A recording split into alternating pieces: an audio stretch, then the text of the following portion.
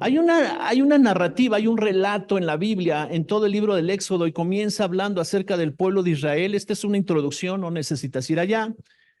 Y en este relato, en esta narrativa de Éxodo, está hablando acerca del pueblo de Dios, que estuvo en Egipto y que llegó un momento, después de 400 años que estuvieron ahí, casi 16 generaciones, la última generación, llegó el tiempo en el que Dios dijo, estos ya se acomodaron ahí, tienen que salir de ahí. Ese no era el propósito de que estuvieran ahí en Egipto. Se multiplicaron y se convirtieron en una gran nación. Y dice la escritura que Dios endureció el corazón de Faraón, el último emperador ahí en ese momento, ¿verdad?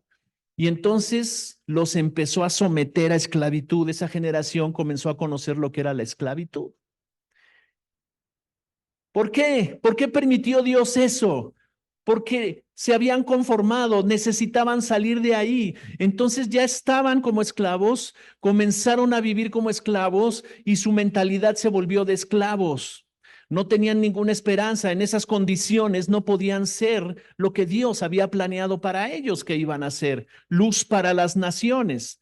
Entonces, él decide sacarlos de ahí y levanta un libertador llamado Moisés, y ustedes saben la historia, ¿verdad? Salen de ahí a través de señales y de milagros impresionantes que hace Dios. El imperio más poderoso de su tiempo eran los egipcios en ese momento. No había ninguna nación que les pudiera hacer frente. Y Dios le dice a Moisés, dile a mi pueblo que va a salir de ahí y ve con Faraón y dile que deje ir a mi pueblo.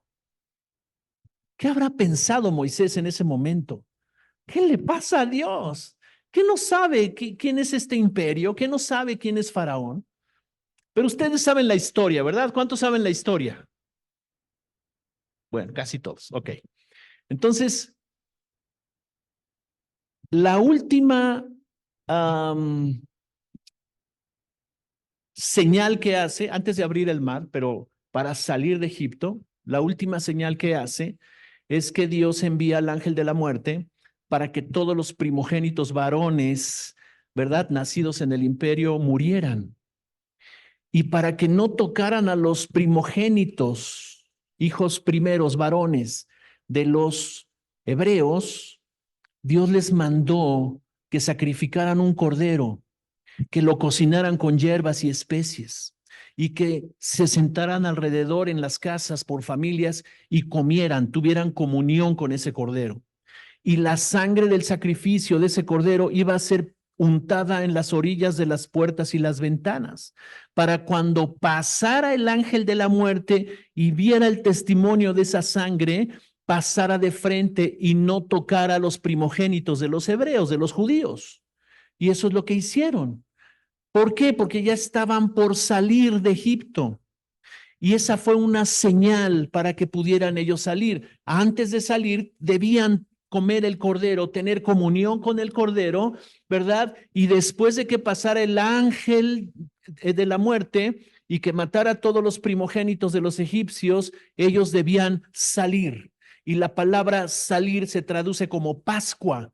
Pascua significa salir. Y eso es lo que conmemoraban los judíos año tras año tras año, que Dios los había sacado de la esclavitud en ese tiempo a los padres, ¿verdad? Sus antepasados, y celebraban la Pascua y hacían como una cena especial, cocinaban un cordero con especies según la tradición, ¿verdad? Y tenían comunión y daban gracias a Dios y las familias tenían comunión y siempre recordaban eso. Hoy en día se sigue recordando la Pascua, pero hubo un día en que aparece el Hijo de Dios y les dice a sus discípulos, vamos a celebrar la Pascua, vengan, hagamos una cena.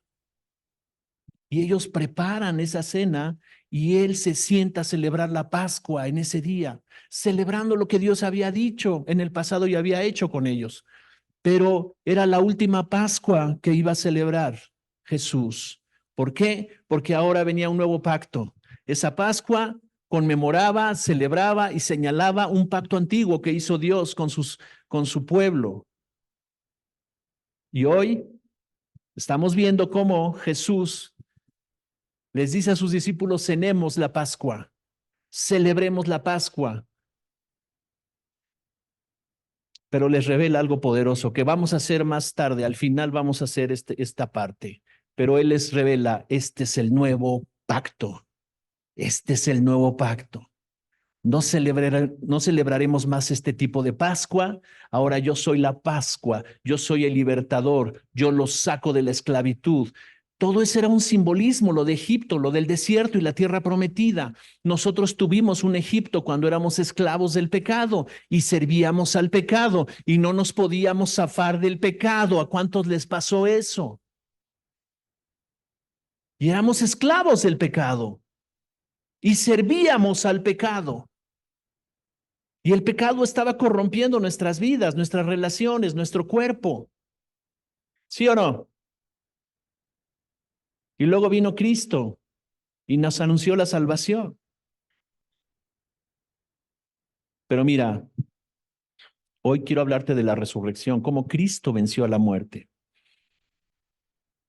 Dentro de las culturas, en todas las naciones, hay un misterio acerca de la muerte.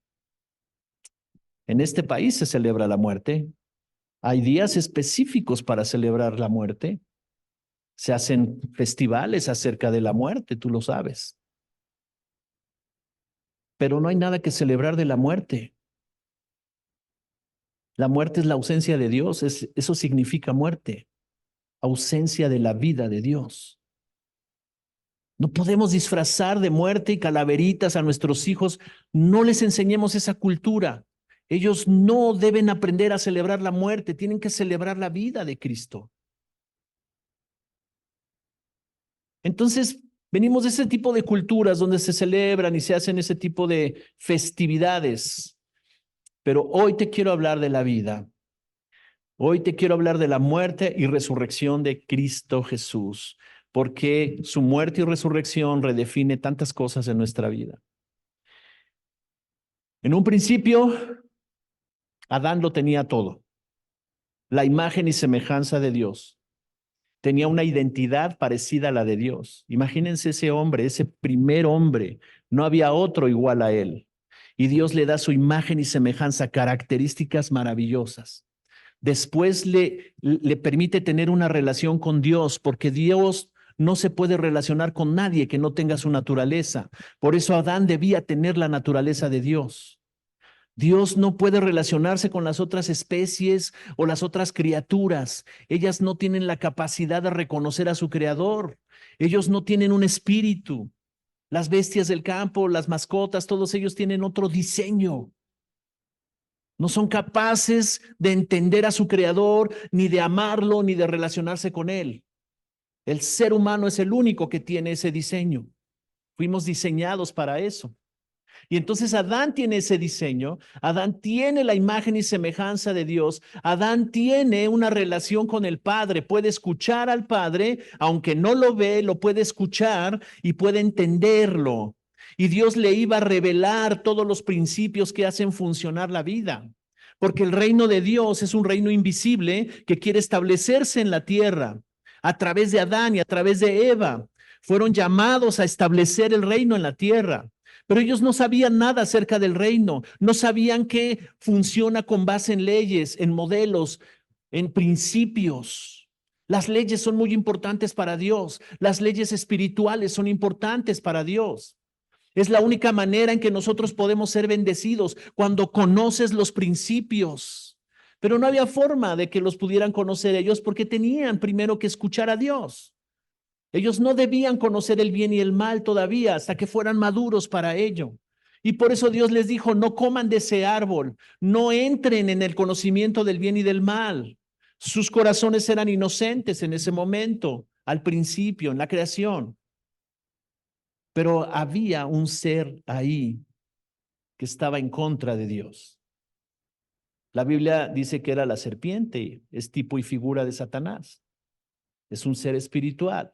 Fue expulsado de la presencia de Dios. Él quiso ser como Dios y se halló maldad en él.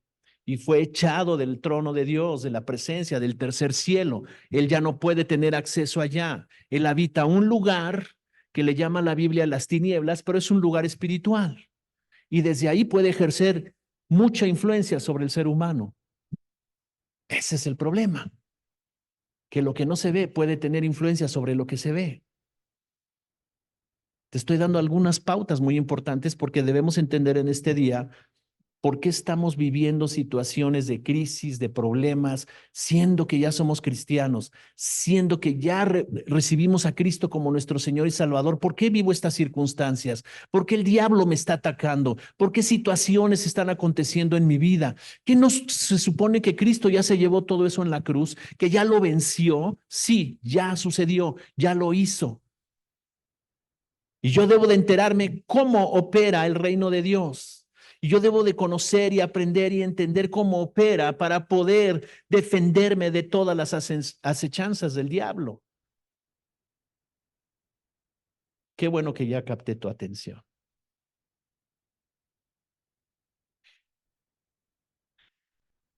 Entonces Adán tiene 4 cosas: la imagen y semejanza de Dios, una identidad poderosa, una relación con el Padre, acceso al Padre para conocer todas las cosas, cómo funcionan, porque Dios estableció todas las cosas bajo principios de causa y efecto. Entonces Adán debía de conocer todas esas leyes. Número 3, un destino y un propósito. Adán fue hecho con un destino y un propósito que cumplir. Y número 4, recursos. Todos los recursos disponibles para Adán y para Eva. Recursos materiales, recursos emocionales, recursos espirituales, toda clase de recursos para que cumplan su propósito. No había nada que pudiera detenerlos. Solamente ellos debían desarrollar carácter y debían de obedecer o desarrollar su libre albedrío. Era lo único. El reino de Dios te proporciona todo. Lo único que no te da es carácter. Ese lo tienes que formar tú. Y se forma a través de principios, de valores, de fundamentos, de fe, de identidad, para que tengas el carácter suficiente para ver las tentaciones y pasar por encima de ellas, para deshacer las obras del diablo en tu vida. Amén. Entonces, estas 4 cosas están en Adán funcionando, pero solo le duraron 3 capítulos en la Biblia. Y en el capítulo 3 aparece la serpiente, los tienta, los confunde, los manipula. Manipulación es diabólica, y entonces la manipulación logra engañarlos y ellos desobedecen a Dios. Y dice Romanos capítulo 5, verso 12, que el pecado entró por la desobediencia de uno. Y por esa desobediencia entró el pecado, y por el pecado entró la muerte. Quiere decir que el pecado afectó el ADN del ser humano. Y por eso entraron la corrupción, entraron las enfermedades, y la vida del ser humano empezó a ser contada. Sus años fueron contados. Al principio vivían muchos años, y vivió 700 años, y vivió 900 años, y uno se asombra. Claro, el diseño acababa de ser afectado y no iba a pasar inmediatamente que murieran. Tardó tiempo, tardó varias generaciones, pero hoy en día la esperanza de vida no llega a 100 años en una persona. Nosotros vamos a vivir 125. Amén. Y no en un hospital, o sea, sanos. Yo he venido para que tenga vida y la tengan en abundancia, dijo el Señor. ¿Sí o no? ¿Cuántos todavía se sienten fuertes para hacer todo? Sí. No, es que ya tengo 40, pastor, ya estoy viejo. Hey, ¿por qué estás hablando así de ti? ¿Dónde me dejas a mí?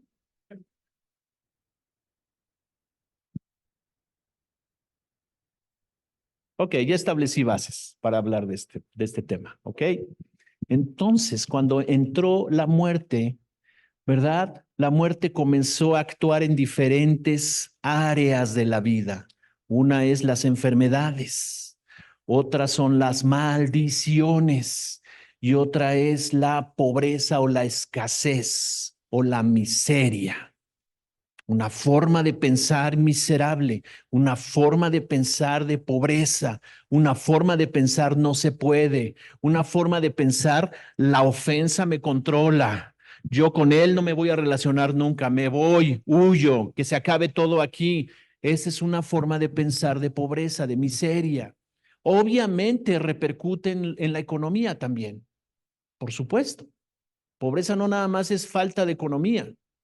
Pobreza es una manera de pensar como resultado de la caída de Adán. Entonces, terrible, ¿verdad? Entró la muerte y la muerte es la ausencia de Dios. Y si no está Dios presente para guiarnos en la vida, ¿quién nos va a guiar? ¿Quién crees que esté influenciando la vida de una persona en donde no está Dios? No se puede estar en medio. No hay un lugar donde digas, yo estoy aquí bien, ni con el diablo ni con Dios. No existe eso. Si no es Dios el que te guía, ¿quién es? Dilo con todas sus letras. El diablo, Satanás, sus demonios son una realidad. No se habla mucho en la iglesia de eso, pero son una realidad. Así que entró la muerte. Y quiero hacer énfasis en eso, porque muerte no solo es cuando alguien deja de respirar y ya deja esta tierra. Esa es la última faceta. Y si se va sin Cristo, y si no recibe a Cristo como Salvador, si no lo reconoció nunca como Salvador y Señor de su vida, entonces sí se va al infierno por toda la eternidad. No hay vuelta de hoja. No hay 9 oraciones o 9 días que lo metan de un lugar y que lo metan al cielo. Eso no existe. Eso no es posible. Así que la resurrección de Jesucristo, voy a la Biblia, vamos a la Biblia, Lucas 24 del 1 al 8. Jesús dijo, la muerte no tiene nada conmigo, el diablo no tiene nada conmigo, y cuando tú te uniste a Cristo, la muerte ya no tiene nada contigo. Amén. Lucas 24 del 1 al 8, voy a leer, ¿qué versiones tienes? ¿Tienes internacional? No, ¿verdad? Sí. Ponme la internacional, por favor, Huguito.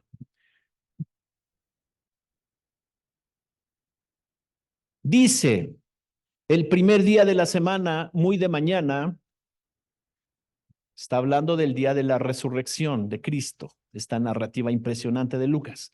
Y dice, el primer día de la semana, tengo la versión internacional, es muy parecida a la que tú tienes ahí, ¿ok?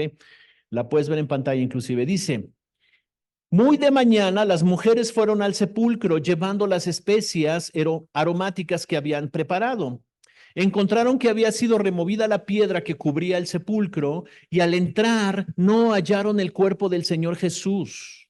Mientras se preguntaban qué habría pasado, se les presentaron 2 hombres con ropas resplandecientes. Verso 5. Asustadas, se postraron hasta tocar el suelo con su rostro, pero ellos dijeron, ¿por qué buscan ustedes entre los muertos al que vive? No está aquí, ha resucitado. Recuerden lo que dijo cuando todavía estaba con ustedes en Galilea. Verso 7, ¿qué dijo él? El Hijo del Hombre tiene que ser entregado en manos de hombres pecadores y ser crucificado, pero al tercer día resucitará. Entonces ellas se acordaron de las palabras de Jesús. ¿Por qué es importante la resurrección? ¿Por qué es importante? Porque Dios había pensado y había planeado la salvación de esta manera. Debido a que el pecado está bajo juicio y todo el que peque tiene que morir, debido a eso, y que estábamos en una naturaleza caída, nadie podía obtener la salvación por sus propios medios. Lo que prometían las religiones era un tipo de salvación. Haz esto, haz estas cosas, reza estas cosas, paga estas cosas y entonces podrás tener el favor de Dios. Pero la salvación no se puede obtener de ninguna forma, no hay manera, nadie se puede salvar a sí mismo. Ese es un acto soberano de Dios que por amor a nosotros, Él nunca quiso vernos en el infierno, Él nunca quiso vernos en enfermedad y vivir toda clase de cosas terribles y envió a Jesús por nosotros para salvarnos. Entonces, la salvación, ¿verdad? Significa que Él paga un precio para rescatarnos a nosotros y ese precio es la vida de Jesús. Él pone su vida por la de nosotros. Haz de cuenta que hay una balanza y de este lado está Jesús, Cristo Jesús, y de este lado están todos los seres humanos. Y en esa balanza Jesús vale lo mismo que valen todos ellos para Dios. Todos los pecadores, todos los que han hecho cosas terribles, horribles, anduvieron sin Dios, negando que hay un Dios, toda clase de personas pecadoras, todos. Y cuando Él muere por nosotros, ese evento queda disponible en las regiones espirituales para que todo aquel que escuche el mensaje, para que todo aquel que crea, para que todo aquel que lo reciba sin verlo, pero creyendo, entonces toda la obra de Jesús que quedó en la eternidad, que quedó en los lugares espirituales, viene a ser una realidad en esa persona que creyó.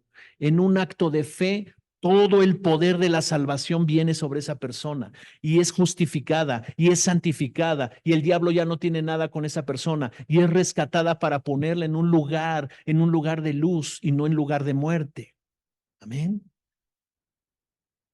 La eternidad es un lugar, es una dimensión que no está definida por el tiempo, por la materia, por el espacio. Por eso es que aunque sucedió hace 2024 años, en un acto de fe en este momento, cuando alguien recibe el mensaje de la salvación, cuando alguien recibe estas buenas nuevas de esperanza y salvación y las cree de todo corazón, en ese acto lo que pasó hace 2024 años viene a ser una realidad ahorita y la salvación está disponible porque es espiritual. No está definida por el tiempo, por el espacio, por la materia. No importa que hayan pasado 2000 años. Hoy tú recibes el mensaje, hoy tú te unes a Cristo por la fe, hoy tú lo aceptas como tu Señor y Salvador, hoy tú recibes salvación, hoy tú recibes sanidad, hoy tú recibes libertad. Amén. De eso se trata la salvación. Por eso es que no es una religión. Y lo que está diciendo aquí es muy importante, porque la resurrección, ¿verdad? Nos dio a nosotros vida. Hoy en día muchos están buscando a Jesús entre los muertos, como alguien que vivió y quedó en la historia, ¿verdad? En los pasajes de la historia de la Biblia y lo recuerdan y lo ven en un crucifijo ahí y dicen, bueno, ahí estuvo. Espérame, ese crucifijo es bueno si te recuerda que Cristo murió y resucitó por ti. Entonces está bien. Si todo el tiempo que miras esa cruz, entonces tú dices, gracias Señor, porque moriste por mí, resucitaste el tercer día. Él vive, hoy está presente en nuestras vidas. Ninguno de los que prometieron un mejor estilo de vida murió y resucitó. Ni Buda, ni Siddhartha, ni todos esos que vivieron en el pasado. Ellos murieron y ninguno resucitó. Ellos usaban las enseñanzas del Antiguo Testamento y sus filosofías parecía que eran maravillosas, pero ninguna de ellas te da salvación. Juan 11:25, vamos avanzando más. Juan 11:25 y 26 dice, Jesús dijo, yo soy la resurrección y la vida. El que cree en mí, aunque esté muerto, vivirá. Y todo aquel que vive y cree en mí no morirá eternamente. Pregunto, ¿crees esto? Yo soy la resurrección y la vida. El que cree en mí, aunque esté muerto, vivirá. Yo estaba muerto y no sabía que estaba muerto. Era un orgulloso, era un vanidoso y todo lo que termina en oso. También tenía forma de oso porque tenía 20 kilos encima. Terrible. Hace 26 años. Estaba muerto. Estaba respirando, pero estaba muerto. Y cuando esta palabra llegó a mi vida, yo dije, claro, tiene sentido. Mi abuela decía, oh hijo, esa vida que estás viviendo no es vida, eso que haces no es vida. Y tenía razón, pero yo no lo entendía, no estaba consciente de eso.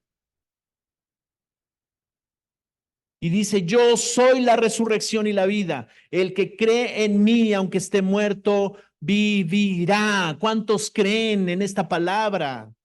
Porque todo aquel que vive y cree en mí no morirá eternamente. ¿Sabes? El cuerpo se terminará algún día. Cuando acabe tu propósito en esta vida, se va a acabar ese cuerpo. Ese cuerpo sí es finito, está definido por el tiempo, pero tienes dentro de ti una naturaleza que nunca va a morir. Estaremos por una eternidad con el Padre. No moriremos. ¿Crees esto? Y todo aquel que vive y cree en mí no morirá eternamente. Así que tenemos un consuelo. Antes yo tenía muchas preguntas acerca de la muerte, qué pasa después y qué sucede, y había muchas interrogantes, había miedo, había temores de la muerte. Yo no quería llegar a esa edad. Yo cuando tenía 20 años yo decía, cuando tenga 60, no, va a pasar mucho tiempo. Te tengo noticias, cumplí 60. Pero me siento más fuerte que nunca.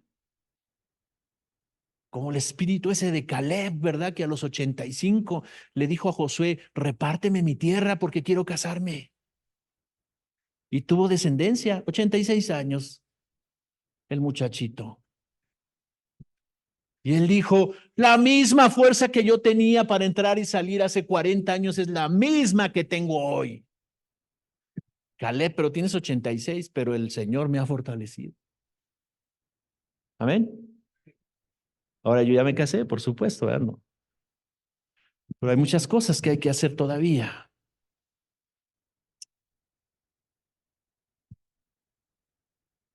A partir de ahí todo comienza a ser diferente en ti, porque el Espíritu Santo comienza a hacer una obra transformadora. Lo que tú habías dado por muerto, Dios lo está resucitando. Emociones renovadas, una mente renovada. Para los años que están por delante hay esperanza para cosas diferentes que vas a vivir. Ese es el poder de la resurrección.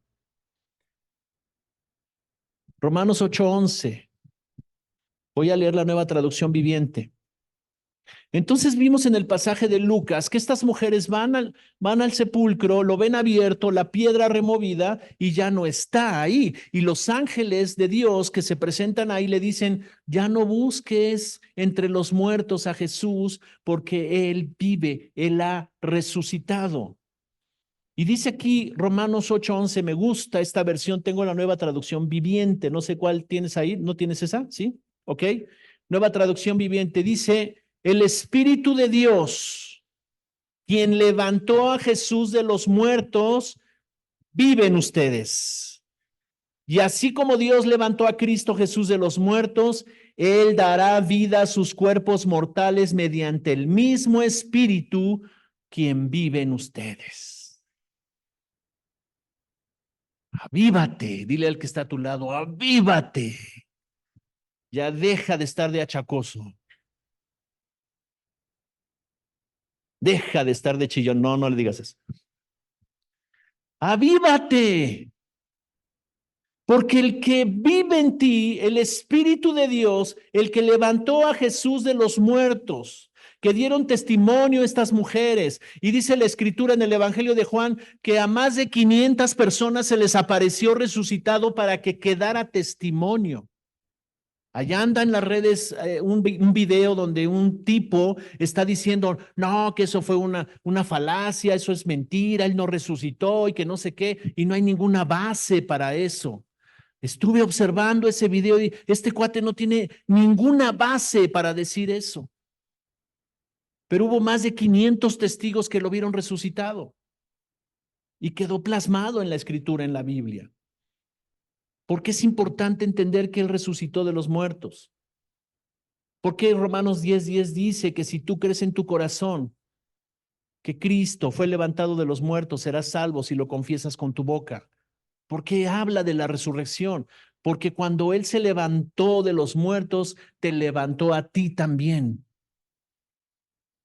Está diciendo aquí, así como Dios levantó a Cristo Jesús de los muertos, Él dará vida a sus cuerpos mortales mediante el mismo Espíritu quien vive en ustedes.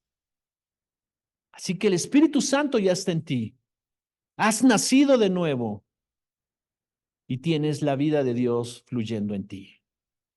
Jesús le dijo a la samaritana, una mujer pecadora, pero pecadora, pecadora, pecadora.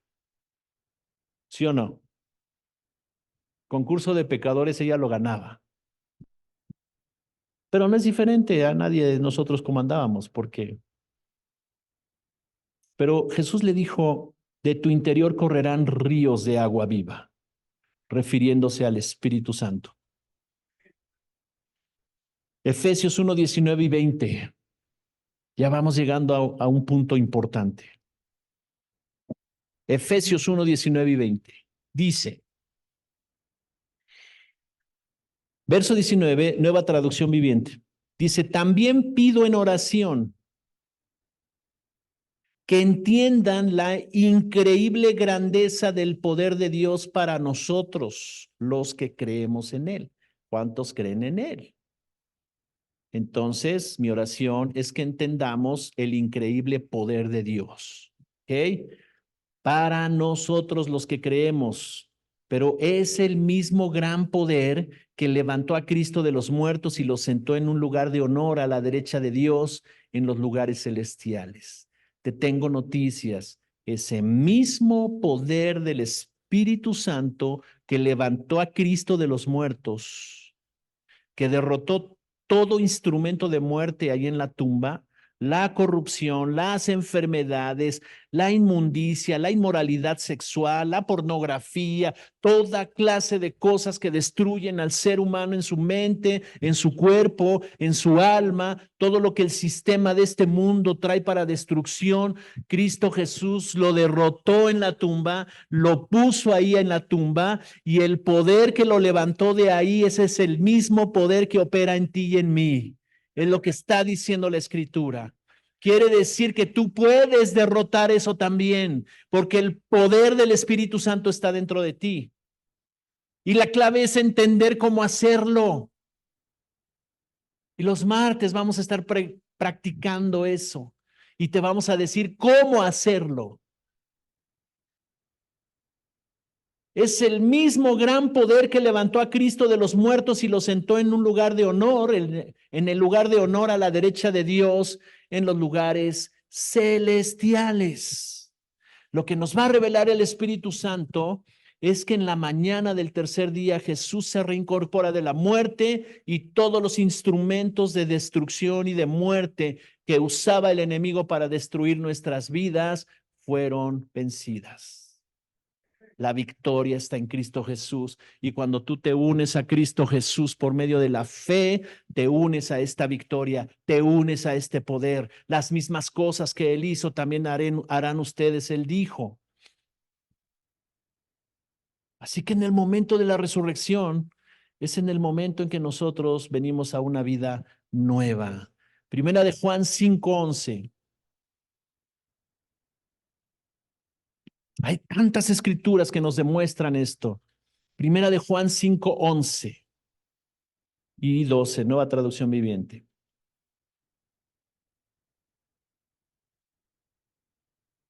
Y este es el testimonio que Dios ha dado. 2 puntos. ¿Cuál es? Él nos dio vida eterna y esa vida está en su Hijo. El que tiene al Hijo tiene la vida. El que no tiene al Hijo de Dios no tiene la vida. ¿Cuántos tienen al Hijo? ¿Cuántos lo han abrazado? ¿Cuántos lo han recibido? ¿Cuántos han creído en su nombre? ¿Cuántos aman a Jesús? ¿Cuántos reconocen lo que Él hizo por nosotros? Este es el testimonio. El que tiene al Hijo tiene la vida. Vamos a ir a otro versículo que no estaba contemplado, pero ahorita me lo recordó el Señor. Romanos capítulo 6. Romanos capítulo 6. ¿Qué pues diremos? ¿Perseveraremos en el pecado para que la gracia abunde? Verso 2. En ninguna manera, di conmigo, en ninguna manera. Porque los que hemos muerto al pecado, ¿cómo viviremos aún en él? ¿O no saben, por lo decir en español, o no sabéis que todos los que hemos sido bautizados en Cristo Jesús hemos sido bautizados en su muerte? Verso 4. Porque somos sepultados juntamente con él para muerte por el bautismo, a fin de que como Cristo resucitó de los muertos por la gloria del Padre, así también nosotros andemos en vida nueva. Verso 5. Porque si fuimos plantados juntamente con él en la semejanza de su muerte, así también lo seremos en la de su resurrección. Verso 6. Sabiendo esto, ¿qué, pastor? Que nuestro viejo hombre fue crucificado juntamente con él, para que el cuerpo del pecado sea destruido, a fin de que no sirvamos más al pecado. Está clarísimo, ¿verdad? ¿Qué revelación nos da Pablo ahí? Tremenda. Hemos muerto al pecado en la semejanza de su muerte y en la semejanza de su resurrección. Así es que cuando viene el Espíritu Santo y revela a tu corazón estas cosas, yo me veo a mí mismo. Te voy a decir cómo lo experimenté yo. Yo me vi a mí mismo, la clase de persona que yo era sin Dios, y yo me vi a mí mismo cómo se estaba muriendo ahí en la cruz. Así me lo reveló Dios. Ahora, cada vez que quiere regresar ese viejo hombre por medio de mis recuerdos o alguien que me recordara mi pasado y que yo me quiero poner jacarandoso, ¿se entiende jacarandoso? ¿Sí? ¿Verdad? Que yo me quiero poner así. Yo recuerdo, hey, ¿por qué haces eso si ese ya se murió? El que hacía su show ya se murió en la cruz con Cristo y ya resucitó el nuevo. ¿Por qué quieres hacer a un lado el nuevo para hacer tu show? Todos los que les gusta hacer su show, digan amén. Tienen que morir al viejo hombre. No hagas más show. Sabiendo esto, dice la Escritura. Ahora, el Espíritu Santo te lo va a revelar. Porque Él nos convencerá de pecado por cuanto no hemos creído, dice la Escritura, ¿no? Viene el Espíritu de verdad y Él les convencerá de pecado. ¿En qué radica el pecado? No has creído. Ese es el pecado. Segundo, les convencerá de justicia. Ya eres justo, ya eres justificado. No sigas llorando por lo que hiciste en el pasado, por lo que te hicieron en el pasado. Ya te justificaron, ya se acabó el viejo hombre. Y tercero, de juicio. ¿Qué es el juicio? El enemigo de nuestras vidas ya fue juzgado. Y eso estaremos enseñando en este tiempo. Cómo llevar ese juicio para que tenga efectos en nuestras vidas y seamos libres, seamos liberados y seamos impulsados para prosperar y hacer lo que Dios nos mandó a hacer. Amén. Así es que la resurrección es muy importante. Es más allá de ver una representación. Ok, está bien si quieres ver la representación y eso te afirma más, ¿verdad? ¿En qué? En que ya murió por nosotros. Y si alguna situación tienes, como vimos en Romanos capítulo 6, que pues diremos a esto, perseveraremos en el pecado para que la gracia abunde, porque fíjate, algunos de las iglesias de Roma, de las iglesias cristianas de Roma, estaban pensando, la salvación es por gracia. Ok, entonces vamos a pecar más para que venga más gracia. Ese era su razonamiento. Y Pablo tenía que aclararlo y decir, no. O sea, ¿qué vamos a estar diciendo? ¿Vamos a pecar más para que venga más gracia? No, en ninguna manera. Debemos de entender que ya morimos. Debemos entender que resucitamos juntamente con Cristo. debemos de entender que este no se parece en nada al de hace 26 años, en nada. Es otro. Ese se murió. A veces quiere desclavarse de la cruz y como que resucitar el viejo hombre. No, no se puede. Ese ya se murió. El que resucitó es el nuevo. Este que tú ves aquí, que te cae tan bien y que amas tanto. Estaba viendo sus caras, ¿eh? No me hubieras conocido en aquel entonces, no olvídate, no hubiéramos sido amigos. Era odioso. Y no lo digo con orgullo, pero lo digo para darle gloria al que me transformó. Amén. Así es que la resurrección, el sacrificio de Jesús tiene que ser un anuncio en nuestro estilo de vida. Tiene que verse en nosotros que el viejo hombre se murió y que el nuevo es el que vive. Y entonces cada vez que celebremos la cena del Señor, estamos dando testimonio de esto. Estamos anunciando, mira, mi vida es un ejemplo de lo que puede hacer Cristo en ti, en ti, en ti. Y todos los que te rodean verán y tú anunciarás, ¿verdad? Esa salvación y te van a decir, oye, eres diferente. Oye, de verdad veo cambios en ti. Oye, de verdad veo que sí hubo algo poderoso que te transformó. La muerte del Señor anunciamos y anunciamos la resurrección de Cristo en nosotros. Amén.